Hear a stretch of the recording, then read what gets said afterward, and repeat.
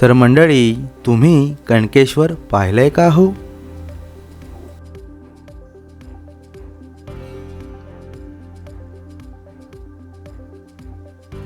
तर नमस्कार मंडळी, मी अमोल. तर आज आपण आलो आहोत अलिबाग जवळील एक सुप्रसिद्ध असं शिवमंदिर आहे, ते म्हणजेच कणकेश्वर मंदिर. तर आज माझ्यासोबत माझा मित्र प्रतीकसुद्धा आहे. तर हे मंदिर जे आहे हे डोंगरावर आहे. तर चला.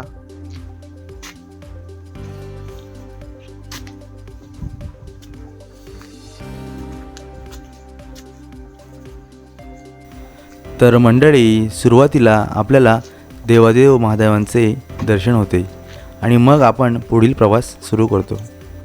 तर बोला, हर हर महादेव.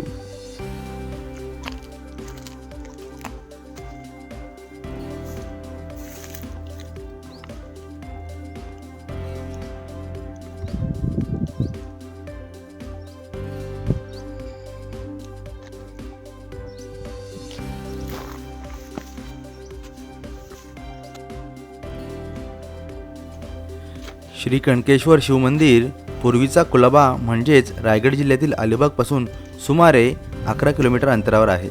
अलिबाग रेवस रस्त्यावर अलिबागपासून सुमारे 8 किलोमीटर अंतरावर कालेखिंड लागते. तेथून 10 मिनिटातच आपण कणकेश्वर मंदिराच्या पायथ्याशी पोचतो आणि मग सुरू होते पुढचा प्रवास.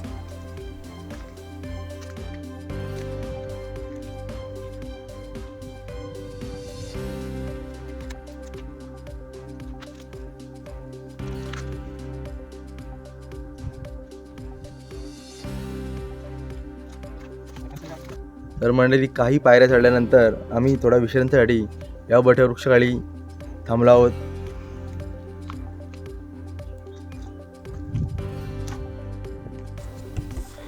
कणकेश्वर डोंगरावर चढण्यास सुरुवात केल्यापासून सुमारे 300 मीटर अंतरावर पायऱ्यांच्या उजव्या बाजूस मोहनगिरी आणि बालगिरी या कर्नाटकातून आलेल्या गोसावी पंथांचे साधू पुरुषांच्या समाध्या आहेत. पायथ्याच्या गावांतील बहिरोळे येथील ग्रामस्थ कार्तिक शुद्ध द्वादशीला या ठिकाणी पुण्यतिथी उत्सव साजरा करतात. या ठिकाणापासून सुमारे 150 मीटर अंतरापर्यंत थोडा अवघड चढाचा रस्ता आहे.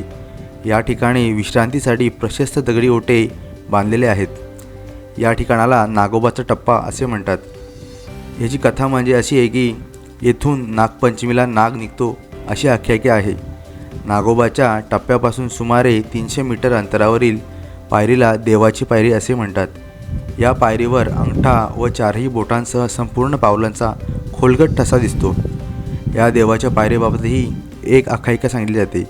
अलिबागचे सरदार राघोजी आंग्रे यांचे दिवाण गोविंद रेवदास आणि धनिक व दानशूर भाविकांनी इसवी सन 1764 या पायऱ्यांचे बांधकाम केले. पायऱ्या आणि मंदिरासमोरील पुष्करणीचे बांधकाम पूर्ण झाल्यानंतर देवाने स्वतः हे काम पाहावे अशी त्यांची इच्छा होती. त्याचप्रमाणे भगवान श्री शंकराने त्यांची इच्छा पूर्ण करण्यासाठी पायरीवर आपल्या पायाचा ठसा उमटवून गोविंद रेवदासांची इच्छा पूर्ण केली. आजही अनेक भाविक या पायरीवर गंध पुष्प वाहतात. हे आपल्याला 175 पायऱ्या चढल्यानंतर उजव्या साईडला मोठ्या अक्षरात ओम नमः शिवाय असा बोर्ड लागतो. तिथे खाली शिवशंकरांची स्तुती केलेली आहे. कैलास राणा शिवचंद्र मौळी फणींद्र माता मुकुटी झळाळी कारुण्य सिंधू भवदुःख हरी तुझविन शंभो मज कोण तारी. ती जागा म्हणजेच कासधरा आपण पाहू शकता.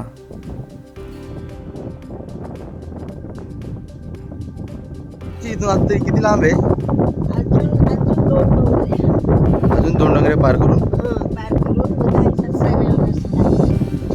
तुम्ही इथलेच का? नाही, आम्ही करंजा. आम्ही कोली लोक. आम्ही दर सोमवारी. अच्छा, दर समोर येता आणि दुसऱ्या दिवशी घरी जातो. वस्ती राहता एक दिवस? नाही, अशाच जातो पण आज वस्तीला राहतो. असं आहे. धन्यवाद मावशी. चला.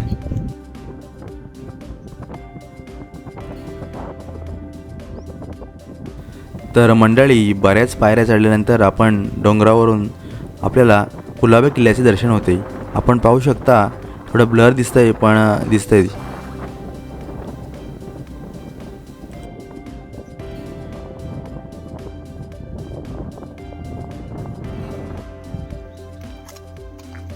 तर मंडळी, भगवान श्री शंकराने गोविंद रेवदास यांची इच्छा पूर्ण करण्यासाठी पायरीवर आपल्या पायाचा ठसा उमटवून त्यांची इच्छा पूर्ण केली. आजही अनेक भाविक या पायरीवर गंधपुष्प वाहतात. मंडळी, आपण आत्तापर्यंत सुमारे 250 पायऱ्या चढलो आहोत. अजून आपल्याला 350 पायऱ्या चढायच्या आहेत. टोटल 600 पायऱ्या आहेत. चला, सुमारे 1.5 ते पावणे 2 तास लागतात चढायला.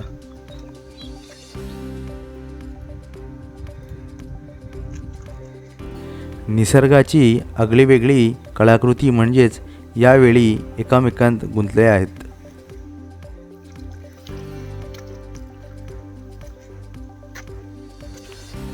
कणकेश्वर देवस्थानच्या सहाय्याने इथे पाणपोईची सोय केलेली आहे.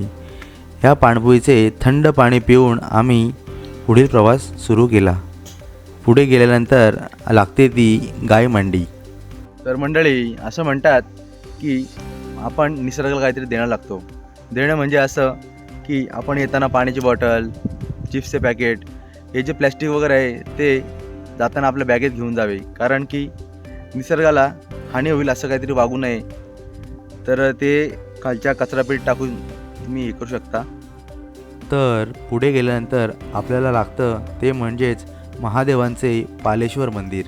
तर मंडळी, महादेवांच्या या मंदिराला पालेश्वरच असे नाव का पडले, तर इथे नैसर्गिकरित्या खूप पाळापाचोळा गोळा होतो, त्यामुळे येथील शिवमंदिराला पालेश्वर असे नाव पडले. तर मंडळी, फायनली आपण आता पोचलो आहोत कणकेश्वरच्या कमानीजवळ. तर आपण पाहतात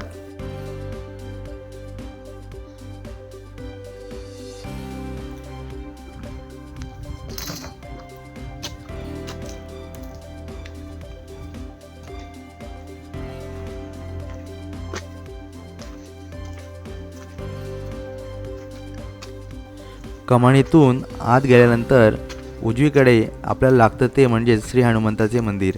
तर चला, श्री हनुमंताचे दर्शन करूयात. आणि त्याच शेजारी आपल्याला पाहायला मिळते की ब्रह्मकुंडसुद्धा आहे.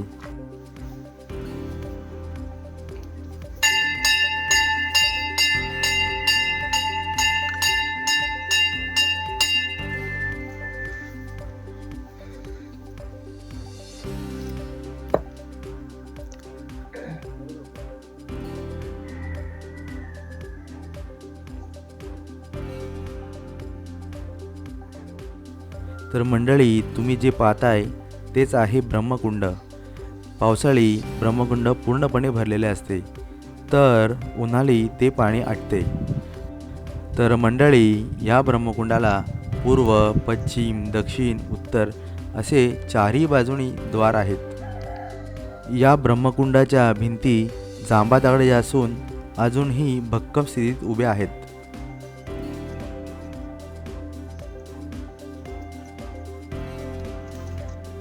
तर मित्रांनो, फायनली आपण आता पोचलो आहोत कणकेश्वरमध्ये. आणि कणकेश्वरचा जो स्टार्टिंगला आपल्याला जो ब्रह्मकुंड लागतो, तुम्ही माझ्या मागे पाहत आहात.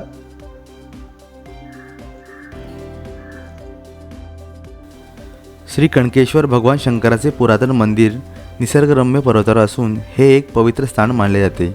अनेक ऋषीमुनींनी आणि शिवभक्तांनी तपश्चर्या, साधना करण्यासाठी कणकेश्वराच्या डोंगरावर वास्तव्य केल्यामुळे ही तपभूमी म्हणून प्रसिद्ध आहे. कणकेश्वर मंदिराबाबत अनेक शिवभक्तांकडून दंतकथा सांगितली जाते. त्याप्रमाणे कणकासूर नामक राक्षसाने कणकेश्वर तपभूमीवर भगवान श्री शंकराची आराधना सुरू केली व त्याच्या उग्र तपश्चर्येमुळे भगवान शंकर प्रसन्न झाले व कणकासुरास त्याला हवा तो वर देऊ केला. कणकासुराने तात्काळ, शंकरा, मला तुझ्याबरोबर द्वंद्व युद्ध खेळायचे आहे असा विचित्र वर मागितला. भगवान शंकरांनी तथास्तु म्हटल्यानंतर दोघांचे तुंबळ युद्ध सुरू झाले. दोघांपैकी कुणाची हार न झाल्यामुळे कणकासुराच्या सामर्थ्यावर भगवान शंकर पुन्हा प्रसन्न झाले आणि आपला उद्धार होईल असा चांगला वर मागण्यास कणकासुराला सांगितले. द्वंद्वयुद्धस्थानी श्री कणकेश्वर पर्वतावर आपण कायमचे राहावे असा वर कणकासुराने मागितला. श्री शंकराने तथास्तु म्हणून कणकासुराला एक अट सांगितली. या तपभूमीवर तुला कायमचे स्थान हवे असेल तर तू पालथा झोप. तुझ्या पाठीवर मी यज्ञ करेन. हा यज्ञ केल्यामुळे तुला मुक्ती मिळेल व तुझे नाव या पर्वतावर अजरामर राहील. कणकासुराने क्षणाचाही विलंब न करता पालथे झोपून भगवान श्री शंकराला आपल्या पाठीवर यज्ञ करण्याची विनंती केली. भगवान श्री शंकराने कनकासुराच्या पाठीवर यज्ञ केला व यज्ञाच्या ज्वालांनी कनकासूर भस्मसात झाला. तेव्हापासून या तपोभूमीला कणकेश्वर असे नाव प्राप्त झाले आणि श्री शंकरांना गडावर वास्तव्य करावे लागले. श्री कणकेश्वर मंदिराच्या गाभाऱ्यामध्ये हे स्वयंभू शिवलिंग आपण पाहू शकता. तर मंडळी, आपण फायनली पोहोचलो आहोत कणकेश्वर मंदिराजवळ. तुम्ही माझ्या मागे पाहू शकता कणकेश्वर मंदिर आहे आणि मंदिराच्या बाजूला एक तलाव आहे.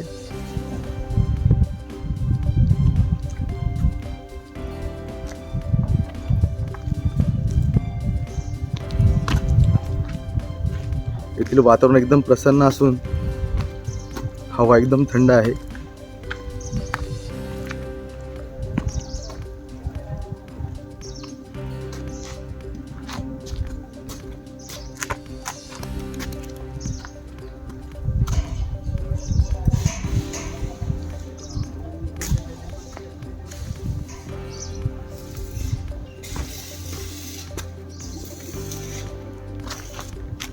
मंदिराचं काम चालू आहे मित्रांनो.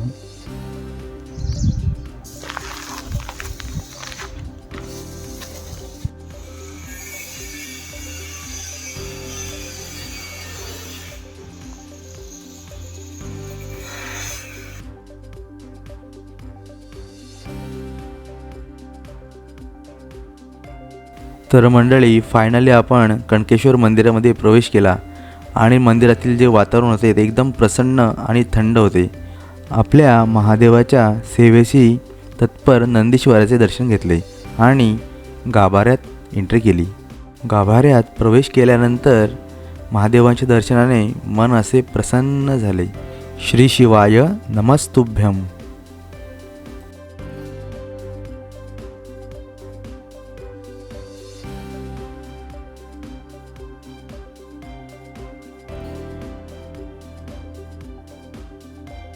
ओम भूम जुव स्वाहा. ओम भूर्भुवः स्वाहा. ओम त्र्यंबकं यजामहे सुगंधिं पुष्टिं वर्धनं उर्वारुकमिव बन्धनान् मृत्योन्मोक्षि यमामृतात्. नमो पार्वतीपतये. हर हर महादेव.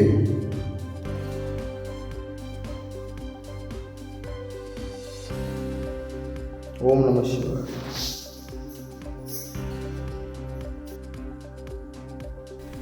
सदर देवस्थान प्राचीन असले तरी या देवस्थानाच्या व्यवस्थेबाबतची माहिती आंग्रे कालापासूनच उपलब्ध आहे.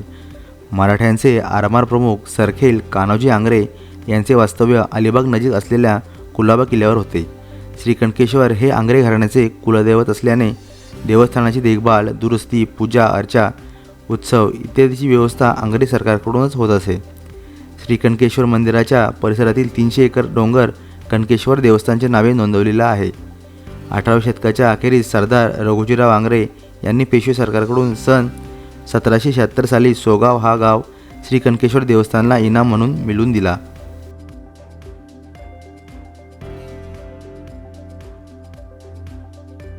श्री कणकेश्वर मंदिराच्या शेजारी श्रीराम सिद्धिविनायकाचे सुंदर असे मंदिर आहे. सदर मंदिराची स्थापना इसवी सन 1876 साली श्री स्वामी लंबोदरानंदांनी केली. या मंदिरासाठी जागा फार पूर्वी सरदार आंग्रे यांनी दिलेली आहे. या मंदिराच्या व्यवस्थेसाठी स्वतंत्र पंच कमिटी आहे. सदर मंदिराचा जीर्णोद्धार 1989 मध्ये करण्यात आला. त्यानंतर धर्मशाळा, पाकशाळा, मंदिराचे बाहेरून ग्रेनाईट इत्यादी कामे पंच कमिटीने केलेली आहेत.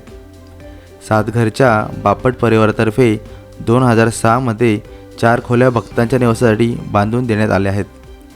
पंच कमिटीतर्फे पुष्टीपती जन्मोत्सव आणि श्रीमती लंबोदरानंद स्वामींची पुण्यतिथी आदी उत्सव साजरे केले जातात. श्री राम सिद्धिविनायक देवस्थान पंच कमिटीला श्री कणकेश्वर देवस्थान विश्वस्त मंडळाने मंदिराची जागा कराराने दिलेली आहे. मंदिराच्या समोर पश्चिमेला नगारखाना, दीपमाळ व सुंदर तुळशी वृंदावन आहे. नगारखान्याच्या नैऋत्येला भीमकुंड आहे. मंदिराच्या पश्चिमेला नगारखाना तर उत्तरेला देवस्थानच्या पुजाऱ्यांचे निवासस्थान आहे.